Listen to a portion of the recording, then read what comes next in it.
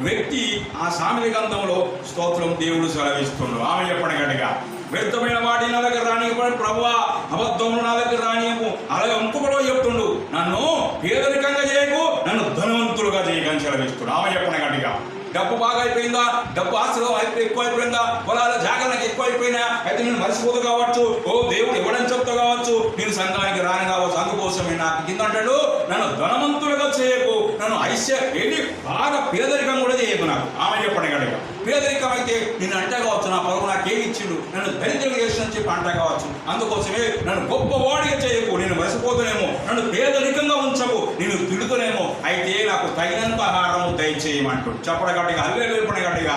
తగినంత ఆహారం నాకు ఈ పొరవ, ఎక్కువైతే నేను మర్చిపోతా, దేవుడు ఎవడని చెప్పి నీ సంఘానికి రాలేను, ప్రార్థన రాలేను, పేదవాడిని అయిపోతే, డబ్బులు లేకపోతే, దరిద్రులు అయిపోతే, ఓ నేను తిరస్కరించి